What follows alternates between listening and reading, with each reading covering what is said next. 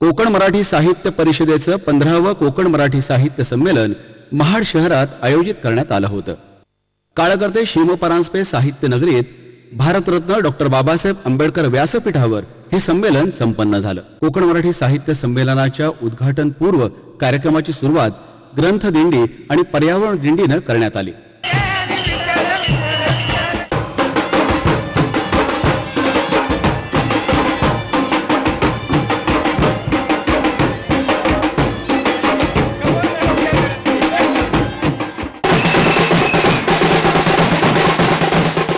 कोकण मराठी साहित्य संमेलनाच्या निमित्तानं कैलासवासी दादासाहेब सावंत ग्रंथनगरी अगदी गजबजून गेली होती. या संमेलनाचं उद्घाटन ज्येष्ठ शास्त्रज्ञ डॉक्टर विजय भटकर यांच्या शुभ हस्ते संपन्न झालं. या संमेलनाचे अध्यक्ष होते ज्येष्ठ कवी अशोक नायगावकर, तर संमेलनाचे स्वागताध्यक्ष होते किशोर धारिया. या संमेलनाचा हा वृत्तांत. हा आहे उत्सव शारदेच्या प्रांगणातील सरस्वती पुत्रांचा. इथे जात नाही, पंथ नाही, धर्म नाही की भेद नाही. इथे असतो फक्त शब्दांचा जल्लोष. कथा, कविता, कादंबरी, समीक्षा अशा अथांग साहित्य विश्वात रममाण होणाऱ्या साऱ्या साहित्यिक रसिकांचा हा आहे महोत्सव. इथे पदाची हाव नाही, प्रतिभेचा गर्व नाही. इथे रुसवे नाहीत की फुगवे नाहीत. कुणी चिमटा काढला म्हणून इथे राग येत नाही, किंवा कुणी समीक्षा केली म्हणून डोकं गरगरत नाही. वारीला जाताना पायपीट करून पांडुरंगाचं दर्शन कशाला घेता असं घरात बसून नाकं मुरडणाऱ्या काही जणांना वारीला गेल्याशिवाय जसा विठोबा भेटू शकत नाही, तसं या साहित्य संमेलनात आल्याशिवाय तुम्हाला यातली उर्मी समजणार नाही. आणि म्हणूनच अशा संमेलनात हजारो लाखो येतच राहणार, वर्षानुवर्ष प्रेम करतच राहणार. कारण मोगऱ्याचा सुगंध झपणारं, मातीच्या अंकुरातून नव्या क्षितिजाकडे झेप घेणारं हे संमेलन ही आमची चिरंतन प्रेरणा आहे.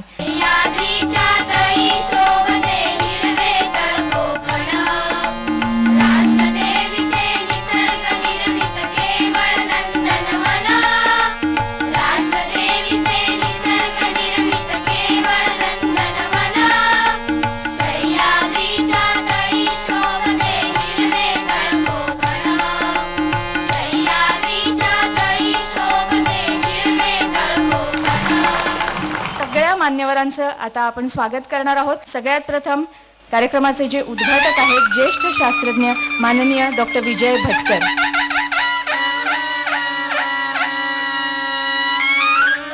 या संमेलनाचे अध्यक्ष, नियोजित अध्यक्ष, 14व्या कोकण मराठी साहित्य संमेलनाचे अध्यक्ष आणि 15व्या देखील, ज्यांच्या मिशांचा महाराष्ट्राला धाक वाटत नाही तर त्या आनंद देतात, असे अशोक नायगावकरांचं या ठिकाणी मनपूर्वक स्वागत तथा आदरातिथ्य करावं.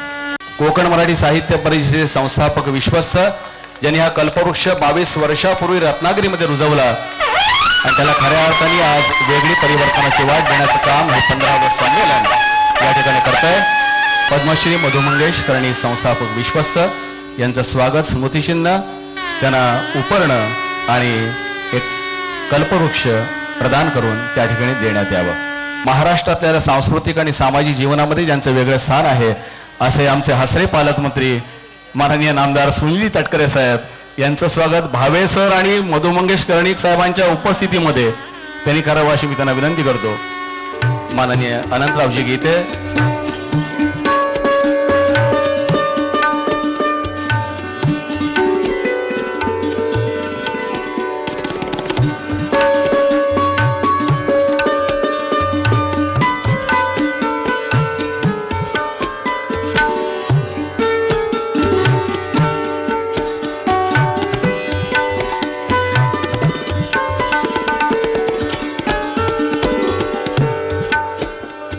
सिंधुदुर्ग, रत्नागिरी, रायगड, ठाणे, नवी मुंबई, मुंबई या 6 जिल्ह्यांमध्ये कोकणची जी तरुण पिढी होती, लिहिणारी, कविता लिहिणारी, कथा लिहिणारी, समीक्षा लिहिणारी, कादंबऱ्या लिहिणारी, या सगळ्या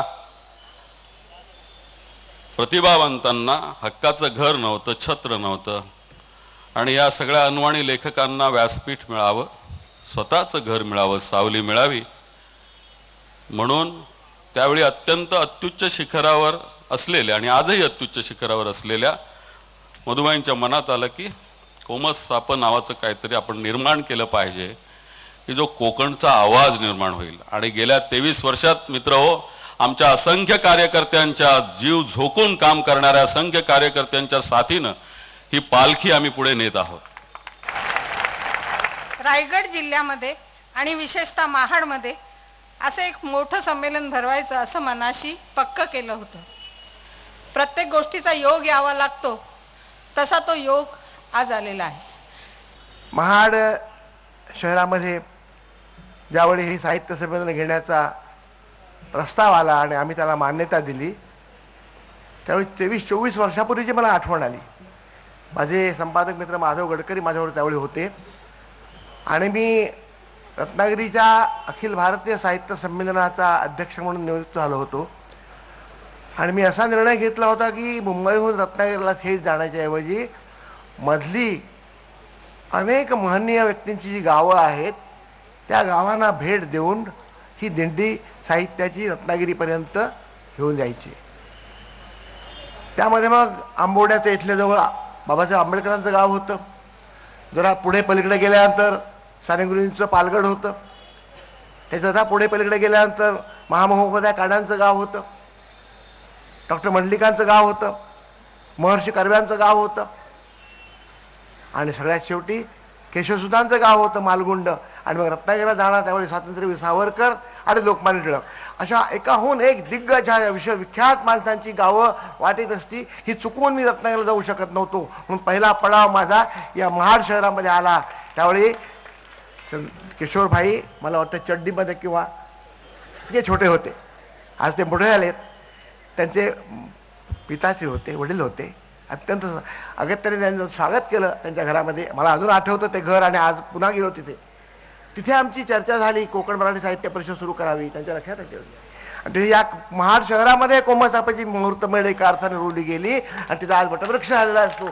24 वर्षांनी मी तुमच्या नगरामध्ये साहित्य संमेलन घेऊन आलेलो आहे. मित्रांनो, डॉक्टर आंबेडकर साहेबांचा पाण्याचा लढा बघितला ह्या भूमीने. आमचे क्रांतिसिंह नानासाहेब पूर्वीत यांचा किसान मोर्चा बघितला, ज्या किसान मोर्चात माझ्या महाडचे अनेक 5 जण हुतात्मे झाले. त्या हुतात्म्यांचा बलिदानातूनच आज आपण ही स्वातंत्र्याची पहाट बघतोय. त्याची जाणीव ह्या मातीला आहे आणि या मातीत हुतात्म्यांची ज्या मातीला सुगंध आहे, ज्या मातीतून अनेक साहित्यिक निर्माण झालेत. आणि त्या साहित्यिकांचं तरी कसं आहे मी सांगतो की आज प्रभाकर बुसकुडे साहेब बसलेत.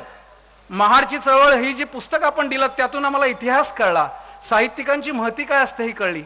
आज खऱ्या अर्थानं शिवराम परांजपेंनी ज्या वेळेला महाडचे शिवराम परांजपे यांनी काळकर्ते म्हणून जे प्रसिद्ध झाले, त्या काळात 1927 सालच्या वेळेला ज्यांनी अनेक इंग्रजी ग्रंथ असतील त्या इंग्रजी ग्रंथांचं मराठी भाषांतर केलं, संस्कृत ग्रंथांचं मराठी भाषांतर केलं, अशी ज्यांची विद्वत्ता, ज्यांचं साहित्य हे अनेक वर्ष दीपस्तंभासारखं आपल्याकडे राहणार आहे.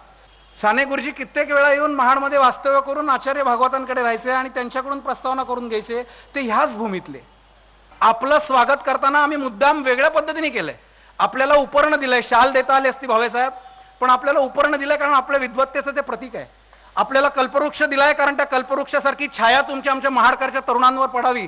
तुमच्या साहित्यातून, तुमच्या कल्पनातून, तुमच्या विचारातून खऱ्या अर्थानं येणारा महाड, खऱ्या अर्थानं महाडचा तरुण हा पुढे जावा म्हणून आपल्याला कल्पवृक्ष दिलाय.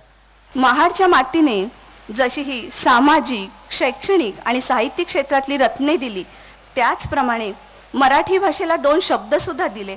असे शब्द की ज्यांचा अजूनही मराठी विश्वकोशात समावेश झालेला नाही. त्यातील एक म्हणजे छबिना. छबिना हा शब्द यात्रा, जत्रा या अर्थाने वापरला जातो. इथल्या एकाही नागरिकाकडून वीरेश्वर महाराजांची यात्रा असा शब्द तुम्हाला चुकूनही ऐकायला येणार नाही. तर प्रत्येकजण आवर्जून म्हणतो की वीरेश्वर महाराजांचा छबिना आहे. खरं म्हणजे आमची शाळा आहे. म्हणजे पुढे कधी आयुष्यात पॉलिटिक्समध्ये यायचं ठरलं तर आमची शाळा आहे, यांच्याकडनं शिकायचं भाषण कसं करायचं. बाकी नाटकात दिलेले संवाद पाठ करता येतात, सिनेमात दिलेले डायलॉग्स पाठ करता येतात. भाषण उत्स्फूर्तपणे कसं करायचं ते शिकण्याचं हे एक युनिव्हर्सिटी आहे. म्हणजे कसं आहे की आम्हाला क्रिकेट खूप आवडतं, पण तेंडुलकर आणि द्रविडला क्रिकेट शिकवू नये ना, तसं आहे ते. त्यामुळे इथे मी खूप भाषण करणार नाही, कारण मला आठवतं मला लहानपणी पण कुठल्याही प्रोग्रामला गेलो तर सगळ्यात कमी भाषण करायचं ना तुम्हाला खूप आवडायचं. सामाजिक आणि राजकीय क्षेत्रातलं चालतं बोलतं विद्यापीठ म्हणून ज्यांचा उल्लेख करतो आणि यशवंतराव चव्हाणांच्या जन्मशताब्दीनिमित्त 100 व्याख्यानं संपूर्ण महाराष्ट्रामध्ये ज्यांनी विनामूल्य कोणताही प्रवास खर्च आणि जेवणाचा खर्च नाही त्या केली असे आमचे दीपस्तंभ मधुकररावजी भावे या ठिकाणी यांना विनंती करतो की आपण मनोगत व्यक्त करावं. असलेल्या महाडच्या साहित्य संमेलनाला उद्घाटक म्हणून साहित्यिक न येता तुम्ही विज्ञानाला साहित्याला एकत्र जोडण्याचा कार्यक्रम केलेला आहे आणि भटकर साहेबांना आपण आणलं. हा किती मोठा माणूस आहे कोकणातल्या लोकांना खरंच माहीत नाही. मी तुम्हाला सांगतो खरंच माहीत नाही. जागतिक कीर्तीचा या देशातला पहिला संगणक तज्ञ म्हणजे विजय भटकर आहेत. आमची पत्रकारांची गडबड आहे. 90% चांगल्या गोष्टीला आमच्याकडे 10% जागा आहे आणि 10% चुकीच्या गोष्टीला आमच्याकडे 90% जागा आहे. तुम्हाला सांग आणि म्हणून चित्र आम्ही असं उभं केलेलं आहे की सगळंच वाईट आहे, सगळंच बिघडलंय, सगळंच नाचलंय, सगळंच किडलंय असं अजिबात नाही. तुम्हाला मी सांग म्हणून ज्या महानगरीत तुम्ही आलेला आहात, अहो 1927 साली बाबासाहेबांनी इथे उंजळभर पाणी उचललं. महात्मा गांधींनी 1930 साली जे मुठभर मीठ उचललं त्याची प्रेरणा 27 साली उंजळभर पाणी उचलण्यामध्ये आहे. लक्षात ठेवा. आपण किशोर धारियांचं कौतुक केलं, सर्वांनीच करायला हवंय. निश्चितपणे ते कौतुकास पात्र आहेत. मी कोकण मराठी साहित्य परिषदेला मनापासून या ठिकाणी धन्यवाद देईन, कारण आपण एक व्यासपीठ निर्माण केलं. हे व्यासपीठ नवोदितांसाठी आपण निर्माण केलेलं आहे. नव साहित्यिकांसाठी, नव लेखकांसाठी, नव कवींसाठी असं हे व्यासपीठ आपण निर्माण केलेलं आहे. आणि मला पूर्ण जाणीव आहे की कोकणातला हा नवोदित साहित्यिक, नवोदित लेखक, नवोदित कवी निश्चितपणाने या व्यासपीठाचा पुरेपूर उपयोग करतील. आणि म्हणूनच आजचं साहित्य संमेलन, कोकण मराठी साहित्य संमेलन हे आपल्या कोकणाच्यासाठी सर्वांनाच निश्चितपणाने उद्बोधक ठरणार आहे. कोकणाला जसं खूप निसर्गाने भरपूर दिलं, नररत्नाने कोकणाची खाण म्हणून ओळखली जाते, तसे 21व्या शतकातल्या प्रगल्भ विचाराची सुसंस्कृत पिढी या कोकणामधून निश्चितपणाने घडेल. त्याचा एक वैचारिक पाया म्हणजे कोकण मराठी साहित्य संमेलनाचं आजचं हे संमेलन आहे. असं मी म्हटलं ते काय चुकीचं ठरू शकणार नाही. अशा त्या वैविध्यपूर्ण नटलेल्या संमेलनामध्ये आपण सगळेजण सहभाग घ्या, त्याचा मनापासून तो आनंद आहे. मी स्वतःला मनापासून भाग्यवान समजतो. राजकारणात आहे म्हणून नाही, मंत्री आहे म्हणून नाही, पण या साहित्य आणि कला क्षेत्रामध्ये मला वेगळ्या पद्धतीची भूमिका बजावता आली. एकमेव असा माणूस आहे की जो अखिल भारतीय नाट्य संमेलनाचा स्वागताध्यक्ष होऊ शकला. एकमेव असा मी माणूस आहे, कार्यकर्ता आहे, जो अखिल भारतीय साहित्य संमेलनाचा सुद्धा स्वागताध्यक्ष होऊ शकला. एकमेव असा माणूस आहे की जो कोकण मराठी साहित्य संमेलनाचा सुद्धा स्वागताध्यक्ष होऊ शकला. इतकं अलोट प्रेम जर काही तुमचं आम्हाला मिळू शकलं तर त्याच्यापेक्षा दुसरं डॉक्टर साहेब आयुष्यभरातलं कुठलं भाग्य असू शकत नाही. कोकणच्या लोकांनी अनेक दिग्गज लोक दिले आहेत प्रत्येक क्षेत्रामध्ये. आपण पाहिलं वाङ्मयाच्या क्षेत्रामध्ये, सारस्वतामध्ये, विज्ञानाच्या क्षेत्रामध्ये, गणिताच्या क्षेत्रामध्ये, प्रत्येक क्षेत्रात मला वाटले येणारी भावी पिढी याचाच त्यांची प्रेरणा घेऊन, त्या दिग्गजांची प्रेरणा घेऊन मला वाटते काहीतरी नवीन शोध या भाषेमध्ये लावले पाहिजेत. आणि त्यानंतर एक दिवस असा येईल, मला असं माझं दिसतं आहे की जर भारतीय संस्कृती आणायची असेल तर भारतीय संस्कृत भाषा जगासमोर आली पाहिजे. आणि जेव्हा संस्कृत भाषा ही संगणकाची भाषा होईल आणि भारतीय भाषा ही संगणकाची भाषा होतील त्यावेळी भाषा म्हणजे संस्कृती. भाषेचा लय झाला तर संस्कृतीचा लय झाला. समजा भाषा जर टिकली नाही तर संस्कृती टिकूच शकत नाही. असंच झालं आहे. अनेक फिलिपिन्समध्ये, थायलंडमध्ये, अनेक देशामध्ये असं झालेलं आहे, इंडोनेशियामध्ये. म्हणून ना कोणत्याही साहित्य संमेलनाचा एक महत्त्वाचा भाग म्हणजे साहित्य आणि तंत्रज्ञान हा असला पाहिजे. आणि त्यातून नवीन विचार समोर आले पाहिजेत आणि ते नवीन पिढीने आणले पाहिजेत. मी असं केलं आहे, मी तसं केलं आहे, मी असं करू शकतो, तसं करू शकतो वगैरे वगैरे. त्याचं प्रात्यक्षिक झाले पाहिजेत. जसं साहित्य समोर होतं तसे प्रात्यक्षिकसुद्धा इथे झाले पाहिजेत. इतका शार्प असा तल्लक. म्हटलं कोकणातले गाव कशावरनं? म्हटलं एवढे तुम्ही तल्लक बुद्धिमान, खरोखर बुद्धिमान माणूस भेटला की तो नक्की कोकणातलाच असायला पाहिजे. एक तर माणूस मला म्हणाला की आमच्या इथे न्यूटन पण जन्माला आला असता म्हणून, पण सफरचंदाचं झाड नसल्यामुळे न्यूटन जन्माला आला नाही म्हणून. काय इथल्या बुद्धीची आता हा कल्पवृक्ष दिलाय आम्हाला. कल्पवृक्ष कुठे आम्ही शोकेस मध्येच ठेवणार आहोत तुम्हाला सांगतो. आमच्याकडे जागा नाही, काय नाही. आमचा एक देशावरचा मित्र, त्याला नारळाचं फार वेड. तो इथनं जाताना नारळाची फांदी घेऊन गेला आणि त्यानं लावली ती, तुम्हाला सांगतो. आता फांदीचं झाड होत नाही हे काय त्याला विचारायला माहित नाही. पण ते सगळं असा आपण एकटे पडलेलो आहोत. आमची देशावरची जरा हाईट थोडी जास्त आहे. समुद्र सपाटीच्या वरती आम्ही आहोत. मेंदूच्या वरचे लोक थोडेसे असल्यामुळं असं आहे. कोकणातले लोक जमिनीवर आहेत, समुद्र सपाटीशी आहेत. तर त्या सगळ्यांना मी गेल्या वर्षभर खूप मला प्रेम मिळालं. 15व्या कोकण मराठी साहित्य संमेलनाच्या उद्घाटन समारंभास उपस्थित असलेले ज्येष्ठ शास्त्रज्ञ आदरणीय डॉक्टर विजय भटकर साहेब हे वेळात वेळ करून इथे उपस्थित राहिले, त्याबद्दल आम्ही संयोजकांनी त्यांचा मनापासून आभार मानतो. संमेलनाध्यक्ष अशोक नायगावकर साहेब, खासदार अनंतराव गीते, मधुकरजी भावे, आमदार निरंजन डावखरे, महाडच्या प्रथम नागरिक नुपुरताई जोशी, सिने कलावंत महेश मांजरेकर, तसेच आपण सर्वजण या कार्यक्रमाला उपस्थित राहिला त्याबद्दल मी कोकण माहिती परिषद शाखा महाडच्या वतीने मनापूर्वक आभार मानतो. धन्यवाद. 3 दिवस चाललेल्या या कोकण मराठी साहित्य संमेलनामध्ये विविध परिसंवाद, कवी संमेलन आणि मनोरंजनाच्या कार्यक्रमाचं आयोजन करण्यात आलं होतं. आणि आजचा जो विषय आहे जागतिकीकरण पश्चात मराठी नवी कविता, या विषयामध्येच पश्चात हा शब्द आलेला आहे. तेव्हा त्याच्यामध्ये आहे की नंतर आणि मागाऊन, याचाच अर्थ की जागतिकीकरण आम्ही स्वीकारलेलं आहे. औदुंबराची छाया, कविता तिची नि माझी हे 2 त्यांचे काव्यसंग्रह प्रकाशित आहेत. मी आमंत्रित करते सौ प्रज्ञा मराठे. परवा कवितेचं बोट धरून महाडला निघाले तेव्हा अंबा म्हणाली सावित्रीला माझा निरोप सांग. यानंतर मी रुजारिया पिंटो यांना आमंत्रित करते.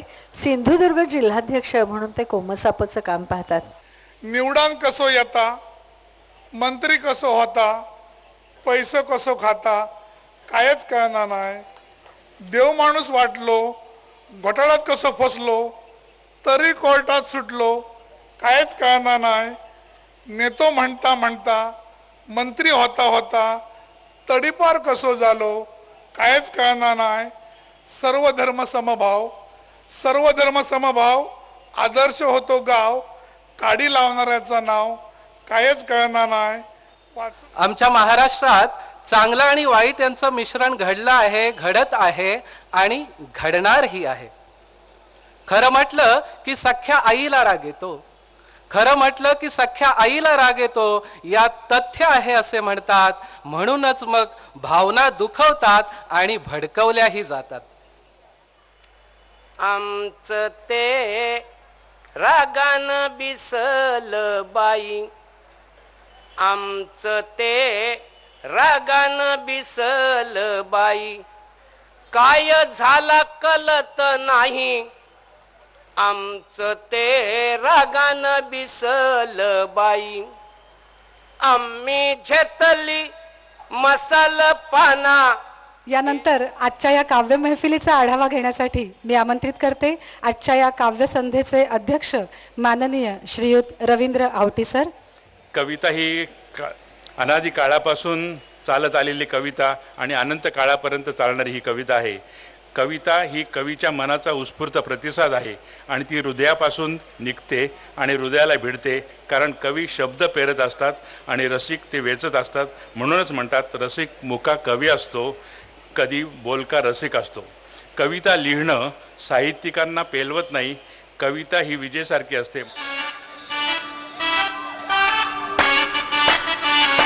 जाबाई सासुरा सासुरा ओलांडून उंबराक, जाबाई सासुरा सासुरा डोळे डोळे काढील पुढे हसत राहा, तू वळू नको नको करतो माहेरी. उचटच होईल कधी येऊ नको कडे, उलट बोलू नको करू शिरजोरी. सांगाया तर आम्ही मात्र अचंबित नको तितके धीर गंभीर म्हणून म्हणतो कसं काय जमतं बुवा, तुम्ही तर कमालच करता. आम्ही मात्र अचंबित नको तितके धीर गंभीर म्हणून म्हणतो कसं काय जमतं बुवा, तुम्ही तर कमालच करता. त्यावर फक्त फक्त हा कलावंत मिश्किल हसतो, कारण सुखी जीवनाचं हा गाणं गात असतो. अशा या कलावंतांचं मनापासून स्वागत. आणि मधुगंधाजी, तुमच्यापासून सुरुवात, कारण तुम्ही जननी आहात या TV सिरियलचे, ज्यांच्याकरता हे लाखो आमचे हे, कारण लाखो मनांचे सगळे हजारो प्रेक्षक या ठिकाणी आहेत. यांना जन्म कसा दिलात? हा अपघात आहे या सिरियलची कथा म्हणून, का तुमच्या मनामध्ये होतं आणि लोकांना आवडल्यानंतर आता त्याच्यामध्ये पुढे ते गंध मिसळायला लागलेत? काय? सर्वप्रथम मी आयोजकांचे आणि सर्व महाडकरांची अत्यंत आभारी आहे की त्यांनी श्री जान्हवीला बोलावतातच लोक, कारण त्यांना पाहायचं असतं, लोकांना त्यांच्याशी बोलायचं असतं. पण लेखकाला चर्चा करण्यासाठी किंवा साहित्य संमेलनासाठी लेखकाला बोलून त्याच्याशी चर्चा करावीशी वाटणं तुम्हाला, ह्याच्यात हे माझ्यासाठी खूप मोठं आहे. तर आधी त्यासाठी तुमच्या सगळ्यांचे आभार. शशांक, या घरामध्ये तुम्ही वावरता, ही जान्हवी आणि तुम्ही श्री, त्या श्रीलाही जान्हवी किती त्रास देते भेटल्यापासून? नाही, त्रास मुळीच देत नाही हो, कारण फार गुणी मुलगी आहे ती. म्हणजे नाही, खरंच म्हणजे फक्त आत्ता इथे आहे, व्यासपीठावर आहे म्हणून गुणी म्हणतोय असं नाही, पण ते कॅरेक्टर जे लिहिलं गेलंय ना तेच इतकं मुळात गुणी आहे. पुन्हा इथे तेच लेखकाचं कॉन्ट्रीब्युशन फार मोठं असतं, ते या अर्थाने की ते इतकं गुणी मुळात लिहिलं गेलंय. मग ते जान्हवीचं कॅरेक्टर असो, ते श्रीचं कॅरेक्टर असो, ते भांडू शकत नाहीत फार, किंवा ते एकमेकांवरती चिडू शकत नाहीत. चिडले तरी ते तात्विक मतभेद असतात, तेवढ्यापुरतं ते भांडतात, तो विषय संपतो आणि पुन्हा गुण्यागोविंदानं ते एकमेकांबरोबर राहतात. त्यामुळे फार चिडचिड होते का?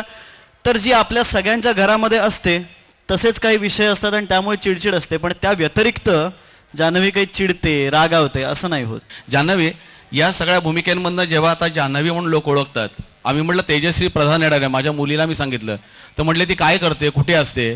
म्हटलं अगं जान्हवी येणार आहे. अरे हो का अय्या, मग तेजस्वी प्रधान काय म्हणताय, जान्हवी सांगा ना आम्हाला.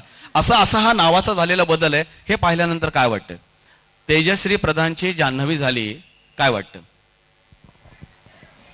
तेजश्री प्रधानला खूप समाधान मिळतं, कारण शेवटी जान्हवी साकारणारी तीच आहे आणि लोकांनी मला जान्हवी म्हणून ओळखावं आणि तेजश्री म्हणून ओळखू नये किंवा तेजश्री म्हणूनच त्यांनी ओळखावं अशी माझी काही अपेक्षा नसते, कारण त्यांना आम्ही जे दाखवतोय ते खूप प्रामाणिकपणे स्वीकारतायत. त्यामुळे आज त्यांच्यासाठी त्यांची जान्हवी बोलतीये किंवा आज तेजश्री प्रधानने वैयक्तिक त्यांच्यासाठी काही केलंय तर ते नाव त्यांना नाही माहिती, त्यामुळे मला नाही वाईट वाटत. आणि मला वाटतं डेली सोप करणाऱ्या, सिरियल करणाऱ्या प्रत्येक कलाकाराचं असं असतं की त्याचं पात्र जे असतं, जे पात्र आम्ही साकारतो, ज्याला आम्ही जन्माला घालतो, त्या पात्रावरून आमची ओळख ठेवली जाते जनरली लोकांकडनं. पण आज मी कोकण मराठी साहित्य संमेलनाची खूप आभारी आहे, कारण अशी संमेलनं असतात जिकडे तुम्हाला जान्हवी ही तेजश्री प्रधान सुद्धा आहे किंवा श्री हा शशांक केतकर आहे हे कळतं. त्यामुळे हे कार्यक्रम खूप आवडतात. सगळ्यात महत्त्वाचं, मनोज जोशी, तुमच्याकडे मी वळतो. मनोजराव, खरं जर का सांगितलं, तुम्ही खूप ज्येष्ठ सिने अभिनेते आहात आणि अनेक कष्टातून हिंदी चित्रपटसृष्टीमधला एक मराठी कलावंत, सशक्त कलावंत, प्रियदर्शनचा आवडता कलावंत, अनेक दिग्दर्शकांचा आवडता कलावंत. विनोदाबरोबर ही जाण कशी जपली? आमच्या तरुण पिढीला सांगा, काय कष्टातून आपण हे सगळं करतो? कष्ट हे प्रत्येक गोष्टीत घ्यावे लागतात, पण जे क्रिएटिव्ह कष्ट असतात ते फार कष्टदायक असतात. कारण की त्याच्यासाठी, ज्याला तपश्चर्या असा शब्द हा खूप मोठा आहे, पण तपच असतं ते. कुठलाही साहित्यिक म्हणा, कुठलाही क्रिएटिव्ह माणूस म्हणा, पेंटर म्हणा, कवी म्हणा, लेखक म्हणा, कादंबरीकार म्हणा किंवा नट म्हणा, जो कला ही नाटकातून सुरू करतो आणि प्रत्येक माणसाचा गोल असतो की फिल्ममध्ये जावं, तर प्रत्येक माणूस हा कष्ट तर करतच असतो, पण पेशन्स आणि चिकाटी आणि फोकस, म्हणजे जो गोल असतो की मला इथपर्यंत पोचायचं आहे. आणि दुसरी गोष्ट सांगतो की नट हा मला काहीही करता येत नाही, हा दिसायला चिकना चपाटा आहे, केस चांगले आहेत, कपडे घातल्यावर सुंदर दिसतो, म्हणून हा नट व्हावा अशी जर कोणाची इच्छा असेल तर ती फार चुकीची कल्पना आहे असं मला सांगायचं. कोकण मराठी साहित्य संमेलनाचा उर्वरित भाग आपण अमृतवेलच्या पुढील भागात पाहणार आहात.